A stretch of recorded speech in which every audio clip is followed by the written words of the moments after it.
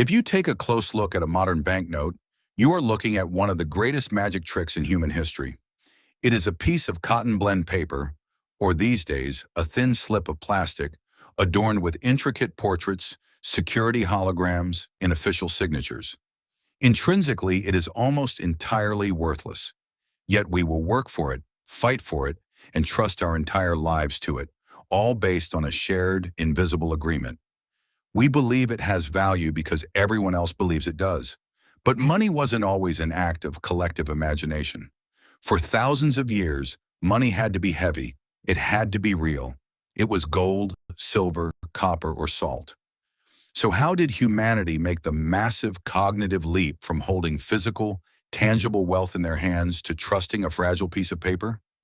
To understand that, we have to travel back over 1,000 years to the bustling markets of imperial China.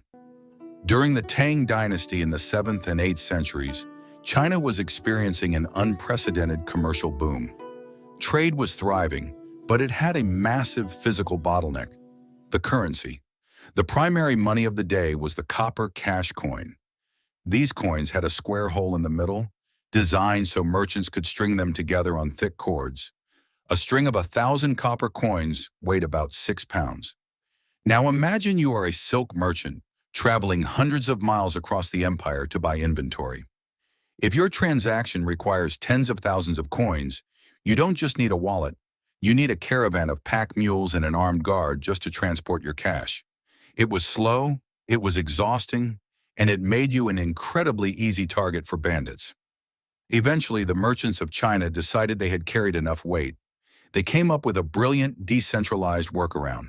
Instead of hauling tons of copper across mountain passes, a merchant would deposit their heavy metal coins with a trusted, wealthy agent in the capital. In return, that agent would write a slip of paper, a receipt, stating exactly how much copper had been deposited, signed, and sealed by the agent. When the merchant arrived at their destination, they could hand this slip of paper to a local partner who would look at the signature, verify it, and pay out the physical coins. The Chinese called this fiqian, or flying money. Why?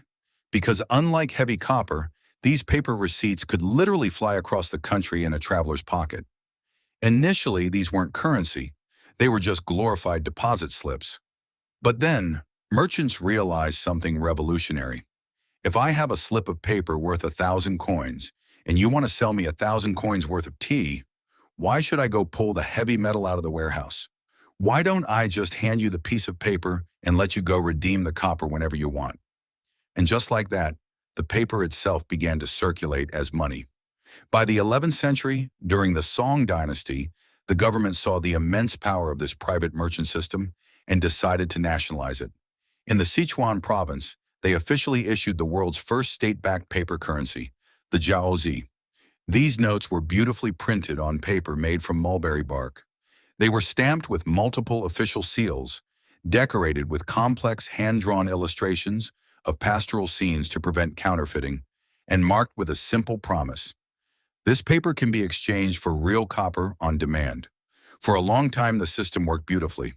It greased the wheels of the Chinese economy, allowing trade to explode. When Marco Polo visited China in the late 13th century, he was absolutely stunned.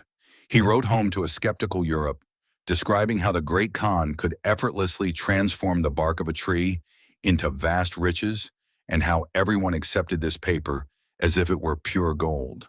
But the Chinese also discovered the dark side of paper money: inflation.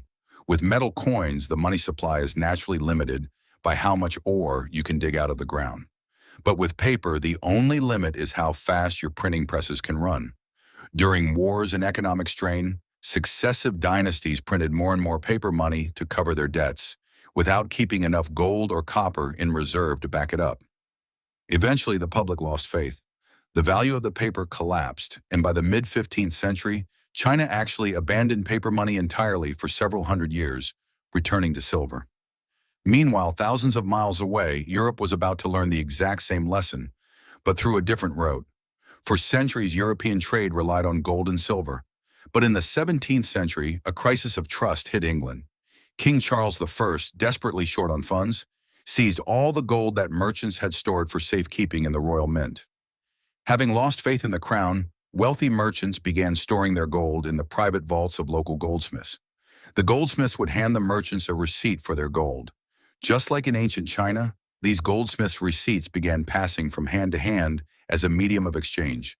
People realized it was far safer and easier to trade the paper receipt than to walk into a vault. In 1694, the Bank of England was established, taking this concept to the national level. They began issuing official banknotes that read, "I promise to pay the bearer on demand the sum of," followed by a specific amount of gold. This was the birth of the gold standard. The paper wasn't the money itself. It was a convenient representative of the gold sitting safely in a vault. That system of backing paper with gold ruled the global economy for centuries. But in 1971, the United States officially severed the link between the US dollar and physical gold. The rest of the world quickly followed. Today we live in the era of fiat money, Latin for "let it be done." Our money is not backed by gold, silver, or copper. It is backed by nothing more than the stability of governments and our collective trust in one another. When you look back at the history of paper money, you realize that the evolution of currency isn't actually a story about technology or economics. It is a story about trust. We traded physical, heavy metal for a promise, and in doing so, we unlocked the modern world. Next time you look at a banknote, remember, you aren't just holding a piece of paper. You are holding a 1,000-year-old monument to human cooperation.